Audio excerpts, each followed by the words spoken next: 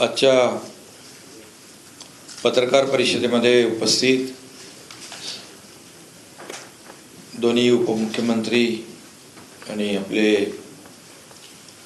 उदयनराजे आहेत, आमचे सगळे मंत्री आहेत आणि पत्रकार मित्रांनो, आज एक उच्चस्तरीय बैठक संबंधित सगळ्यांचीच आम्ही घेतली। जालनामध्ये जे आंदोलन, उपोषण, त्यानंतर झालेला दुर्दैवी प्रकार, दुर्दैवी घटना, या बाबतीमध्ये मी स्वतः उपोषणकर्ते मनोज जरांगे पाटील यांच्याशी देखील बोललो होतो। त्यांनाही सांगितलं होतं की उपोषण आणि आपल्या जे काही आंदोलन आहे, या आंदोलनावर आपलं सरकार काम करतंय। तुमची जी मागणी आहे त्याच्यावर गांभीर्याने आपण काम करतोय। त्या ठिकाणी मंत्री गिरीश महाजन, सावे, भुमरे, दानवे, रावसाहेब दानवे यांना देखील मी स्वतः पाठवलं होतं आणि त्यांच्याशी चर्चाही करायला लागली। एकंदरीत मराठा समाजाचं जे काही यापूर्वी आंदोलनं झाली आपण सगळ्यांनी पाहिली। खूप मोठ्या प्रमाणावर लाखांचे मोर्चे, 58 मोर्चे या महाराष्ट्रात निघाले, परंतु अतिशय शिस्तबद्ध पद्धतीने निघाले। नाही, कायदा सुव्यवस्था अबाधित राहिली। परंतु दुर्दैवाने काल 2-3 दिवसामध्ये जे काही सुरू आहे, मी कालही माझ्या भाषणातून सांगितलं की मराठा समाज अतिशय शिस्तबद्ध आणि शिस्तप्रिय आहे। याचा अनुभव आपल्याला गेल्या काही वर्षामध्ये आला। परंतु आंदोलनाच्या माध्यमातून, आंदोलनाच्या आडून काही लोक जे या महाराष्ट्रामध्ये शांतता बिघडवण्याचं काम, किंबहुना जातीमध्ये तेढ निर्माण करण्याचं काम करू इच्छित आहेत, त्यांच्यापासून आपल्या मराठा समाजाने, मराठा क्रांती, मराठा समन्वयकांनी सावध भूमिका घेतली पाहिजे, सावध राहिलं पाहिजे। हे आताही मी या ठिकाणी सांगू इच्छितो। उदयनराजेंना मी मनापासून धन्यवाद देतो। ते स्वतः गेले तिकडे, त्याची भेट घेतली आणि त्याला आपल्या तब्येतीची काळजी घेण्याच्याही सूचना दिल्या आणि त्याचबरोबर छत्रपती संभाजीराजे देखील गेले, त्यांनी देखील शांतता प्रस्थापित झाली पाहिजे अशा प्रकारचा प्रयत्न केला। इतर जे कोणी लोक जात होते ते त्याला सांगत होते आम्ही तुझ्या सोबत आहोत, पण शेवटी त्याचा जीव जो आहे, त्याच्या जीवाची काळजी सरकारला आहे। कुणालाही कोणी असं त्याच्या जी प्रकृती खालावल्यामुळे त्या ठिकाणी जिल्हाधिकारी, SP आणि इतर अधिकारी गेले त्याला हॉस्पिटलाइज करण्यासाठी, परंतु दुर्दैवाने तो प्रकार झाला, व्हायला नको होता तो झाला। आणि हे आम्हालाही त्याची खंत आहे, आम्हालाही दुःख आहे। शासन आपलं संवेदनशील शासन आहे, सर्वसामान्य माणसाला न्याय देणारं सरकार आहे। आपण गेले वर्षभर काम आमचं पाहत आहे आणि प्रत्यक्ष जे काही निर्णय घेतले आम्ही ते सर्वसामान्यांच्या हिताचे निर्णय घेतलेले आतापर्यंत। देवेंद्रजींनी आणि अजितदादांनी देखील खुलासेवर या बाबतीत सांगितलं की मराठा समाजाच्या बाबतीत जे का आम्ही शासन गंभीर आहे आणि गांभीर्याने आपण त्याच्यावर काम करतोय। जर सरकार गंभीर नसतं तर जेव्हा देवेंद्र फडणवीस साहेब मुख्यमंत्री होते त्यावेळेस मी त्या समितीमध्ये होतो, चंद्रकांत दादा होते, अनेक लोक होते आणि दिवस रात्र त्याच्यावर काम केल्यानंतर आपण मराठा समाजाला आरक्षण देण्याचा निर्णय घेतला, कायदा केला। हे सर्वश्रुत आहे आणि हायकोर्टामध्ये देखील तो ग्राह्य ठरला। तिथे देखील जे काही ज्या बाबी कोर्टाच्या समोर निदर्शनास आणायला पाहिजे त्या आणल्या गेल्या आणि मराठा समाज कसा आर्थिकदृष्ट्या, सामाजिकदृष्ट्या मागास आहे हे सिद्ध केलं गेलं आणि त्यामुळे मराठा समाजाला आरक्षण मिळालं होतं। हे सुप्रीम कोर्टामध्ये काही लोक गेले, वर्षभर सुप्रीम कोर्टात जेव्हा सरकार आपलं होतं महायुतीचं, त्यावेळेस वर्षभरानंतर सरकार बदलल्यानंतर दुर्दैवाने सुप्रीम कोर्टामध्ये ते आरक्षण रद्द झालं। आता त्याच्यात मी खोलात जाऊ इच्छित नाही, परंतु जे आज त्या ठिकाणी जाऊन आरक्षण मिळालं पाहिजे त्याच्यामध्ये अशोक चव्हाण असतील, ते उपसमितीचे अध्यक्ष होते, त्याचबरोबर माजी मुख्यमंत्री असतील. त्यांनी ज्या प्रकारचं भाष्य केलं, हे भाष्य तर कोणालाही करता येईल, परंतु जेव्हा आपण त्या पदावर होतो मग त्यावेळेस निर्णय घ्यायला कोणी हात बांधले होते, हाही प्रश्न निर्माण होऊ शकतो. देवेंद्रजी त्याबद्दल बोललेले आहेत. आणि मला आठवत आहे की ज्या पद्धतीने मराठा समाजाला आरक्षण मिळालं पाहिजे ही भूमिका आम्ही घेतली, ही भूमिका घेत असताना, आणि ही प्रामाणिक भूमिका सरकारची होती, आजही भूमिका आमची प्रामाणिक आहे.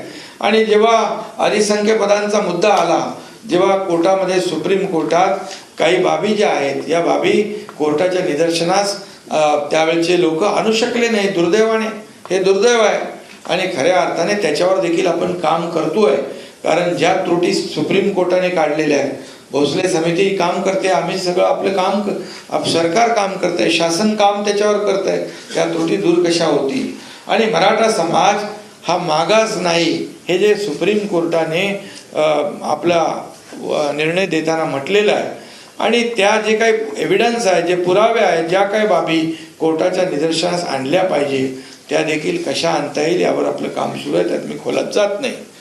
परंतु त्याच काळात अधिसंख्य पदांचा जो विषय आला, सिलेक्शन झालं पण अपॉइंटमेंट झाली नव्हती. 3,700 विद्यार्थी होते. त्यावेळेस देखील निर्णय घ्यायला पाहिजे होता अधिसंख्य पदाच्या बाबतीत, पण त्यावेळेस क्वांटेम होईल, असं होईल, तसं होईल, या सगळ्या बाबी पुढे आणल्या जात होत्या.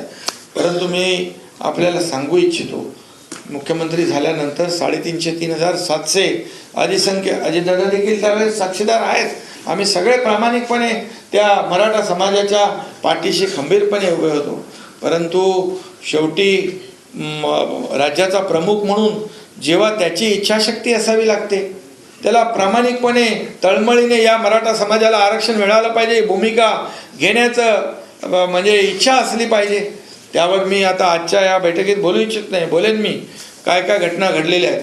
आणि मग अधिसंख्य पद 3,700 मुलांचं जेव्हा भवितव्याचा विषय होता, मुख्यमंत्री झाल्या आम्ही तो पहिला निर्णय घेतला आणि अधिसंख्य पदांना 3,700 लोकांना आम्ही अपॉइंटमेंट दिल्या आणि ते आज काम करतायत.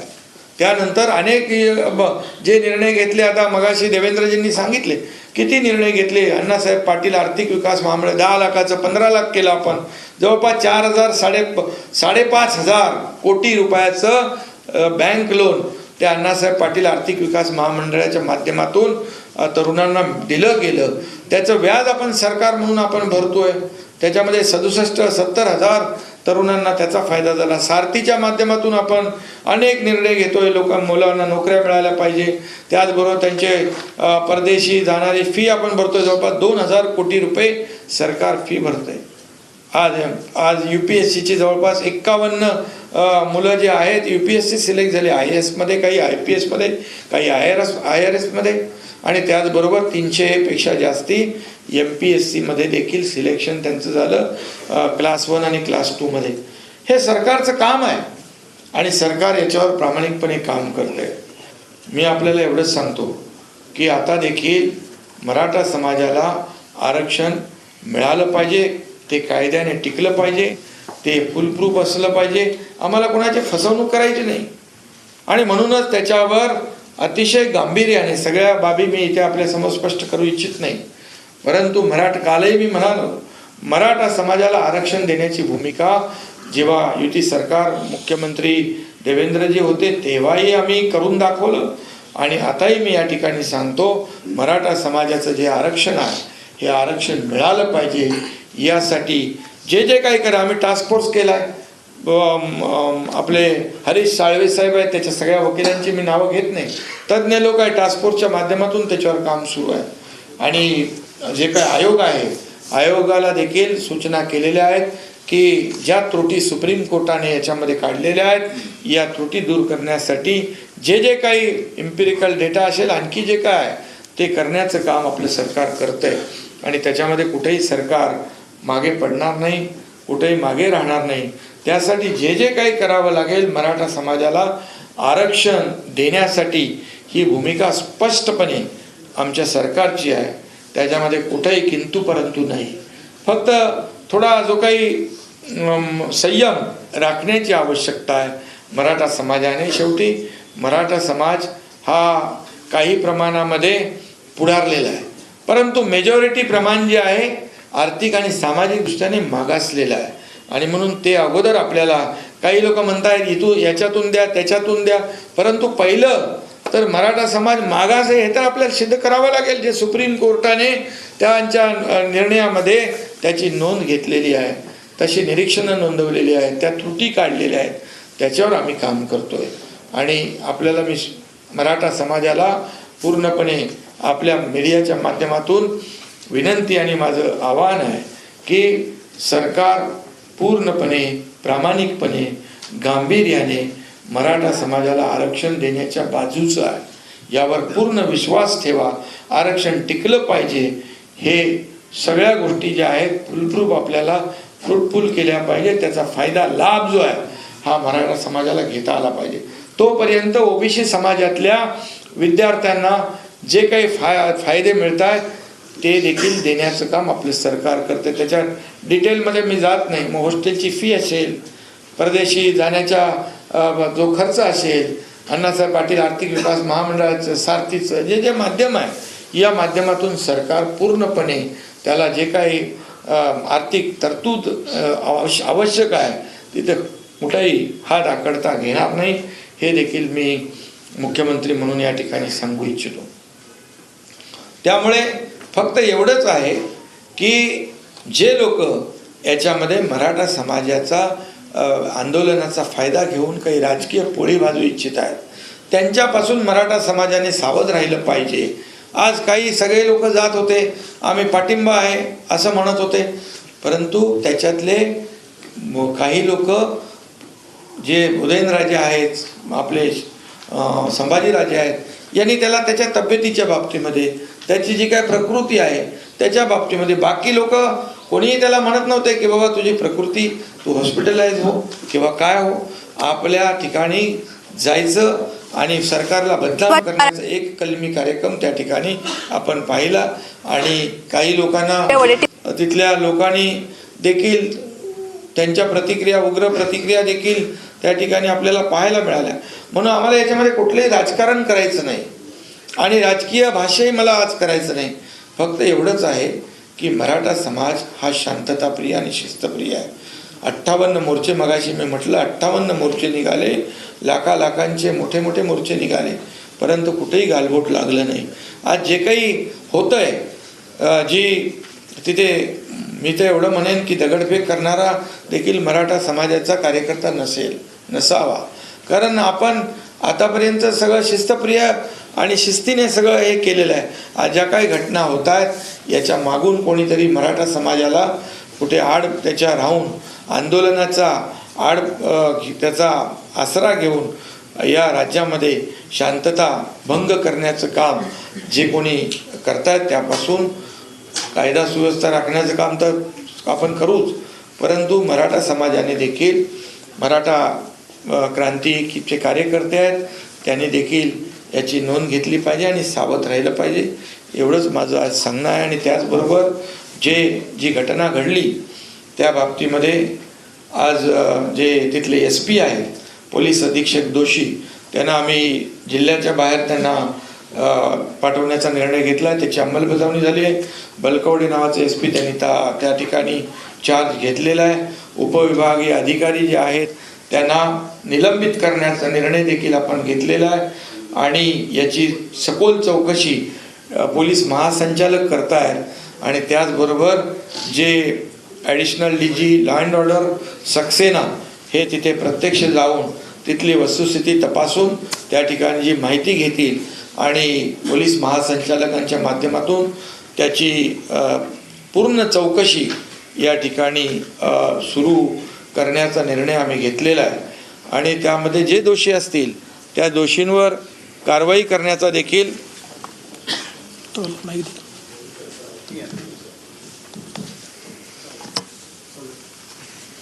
दोषींवर पूर्णपणे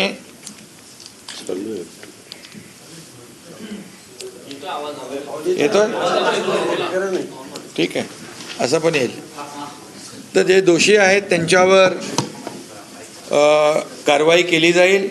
आता उपविभागीय अधिकारी जे आहेत त्यांना निलंबित करण्याचा निर्णय घेतला आहे आणि यानंतर चौकशीमध्ये जे काही समोर येईल त्या चौकशीच्या अहवालाप्रमाणे शासन पूर्णपणे कारवाई करील.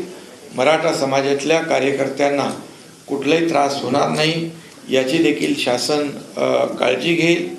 आणि मला वाटतं यापेक्षा जे कुणबी समाजाचं जे दाखल्याचा जो विषय आहे या बाबतीत देखील आताच बैठकीमध्ये चर्चा झाली. महसूल विभागाचे सचिव अतिरिक्त मुख्य सचिव त्याच्यावर काम करतायत आणि ज्या जुन्या नोंदी त्यांचं मनोज जरंगे पाटील यांची मागणी होती की जुन्या ज्या नोंदी आहेत कुणबी मराठा कुणबी अशा प्रकारच्या त्यांना दाखले मिळायला अडचण होती आहे आणि त्यासाठी जी समिती आम्ही गठीत केलेली आहे त्या समितीने देखील एका महिन्यामध्ये त्यांचा पूर्ण अहवाल या ठिकाणी शासनाला देण्याचा त्या सूचना त्यांना दिलेल्या आहेत. त्यामुळे ती देखील जी कुणबी समाजाचे जे दाखले कुणबी दाखले देण्याचा जी काही मागणी त्यांची आहे त्यावर देखील आम्ही युद्ध पातळीवर काम करतोय. आज हे आपले गिरीश महाजन देखील त्या ठिकाणी जातील, आमचे मंत्री जातील, त्यांच्याशी चर्चा करतील. शेवटी चर्चेतून हा प्रश्न सुटणार आहे, संवादाने हा प्रश्न सुटणार आहे. त्यामुळे जी मागणी त्यांची आहे त्यावर सरकार पूर्ण गांभीर्याने काम करत आहे. आणि मनोज जरंगे पाटील यांना देखील माझं आव्हान आहे की त्यांच्याबरोबर देखील यापूर्वी देखील काही विषयांवर बैठका झाल्या आणि सरकारने पूर्णपणे सकारात्मकता दाखवलेली आहे. त्यामुळे माझं त्यांनाही आव्हान आहे की मराठा समाजाला पूर्ण आरक्षण देणं हा मोठा जो मुद्दा आहे त्याच्यावर सरकार पूर्णपणे गांभीर्याने काम करत आहे. आणि हा जो कुणबी दाखल्याचा जो विषय आहे त्याच्यावर देखील सरकारने तात्काळ समिती गठीत केलेली आहे. हे जुने रेकॉर्ड्स आहेत, रेकॉर्ड तपासायला थोडा वेळ लागतो आणि त्या जुन्या नोंदी आहेत. काही प्रमाणामध्ये आमच्याकडे तशा जुन्या नोंदी आणि त्या प्रकारचे काही विभागीय आयुक्त तिथल्या जिल्हाधिकाऱ्यांनी माहिती दिलेली आहे आणि म्हणून महिन्याभराच्या आतमध्ये पूर्ण माहिती या ठिकाणी आल्यानंतर त्याच्यावर देखील कायदेशीर कारवाई करून जी मागणी त्यांची आहे त्याच्यातून देखील मार्ग निघेल असा विश्वास या ठिकाणी मी व्यक्त करतो. आणि त्याचबरोबर चुकीच्या पद्धतीने ज्या काही केसेस दाखल केल्या असतील त्या केसेस देखील शासन मागे घेईल. शिंदे साहेब, जो आरोप केला गेलेला आहे तुमच्यावर आणि गृहमंत्र्यांवर हे नेमके आदेश कोणी दिले? कारण की ठाकरे गटाचे नेते तुमच्यावर आरोप करतायत, राष्ट्रवादी शरद पवार गटाचे नेते गृहमंत्र्यांवर आरोप करतायत. हा मुद्दा म्हणून याच्यामधून पहिलं तर त्यांनी एकमत करावं, कुणावर आरोप करायचा, कुणाचा आदेश गेलाय. त्यांच्यात एकमत नाही ना. माझ्यावर काही लोक आरोप करतायत, गृहमंत्र्यांवर काही लोक आरोप करतायत. त्यांनी पहिले एकमत करून आरोप करावा. तुम्हाला एवढंच सांगतो मी, यामध्ये कुठल्याही प्रकारचा आदेश, अरे मराठा आंदोलनकर्त्यांवर लाठीमार करा अशा प्रकारचा आदेश आम्ही देऊ शकतो का? हे चुकीच्या पद्धतीने आरोप करणं, सरकारला बदनाम करण्याचं काम सरकार स्थापन झाल्यापासून सुरू आहे. त्यात नवीन काही नाही आहे. परंतु तेही राज्यकर्ते होते, त्यांना माहीत आहे ह्या अशा प्रकारचे आदेश दिले जाऊ शकतात का, दिले जातात का. त्यामुळे आरोप हे करणं ह्याच्यामध्ये राजकारण मला आत्ता आणायचं नाही आहे. मला एकच आहे, मुख्यमंत्री म्हणून आम्ही या मराठा समाजाच्या पाठीशी आहोत. आम्ही काय, आमचं सगळं सरकार, नाहीतर पूर्वी आम्ही आरक्षण दिलं होतं ना, देवेंद्रजी मुख्यमंत्री होते त्यावेळेस. मग 2.5 वर्ष तुम्ही जे रद्द झालं याला कारणीभूत कोण आहे? सुप्रीम कोर्टामध्ये त्याच्यात पण डिटेलमध्ये आमच्याकडे सगळी माहिती आहे. काय कोणी हलगर्जीपणा केला, कुणाचा नाकारतेपणा आहे. या मराठा समाजाचं आरक्षण जे रद्द झालं यामध्ये कोण जबाबदार आहे? आम्ही दिल्यानंतर वर्षभर सुप्रीम कोर्टामध्ये देखील ते आरक्षण होतं. त्यामुळे आज मी त्यावर बोलू इच्छित नाही. एवढंच सांगतो, याच्यामध्ये विरोधकांनी देखील याच्यात राजकारण आणू नये. हा मराठा समाज जो आहे हा शांतताप्रिय, शिस्तप्रिय आहे आणि याच्या मागून महाराष्ट्र अशांत करण्याचं प्रयत्न कुणी करू नये.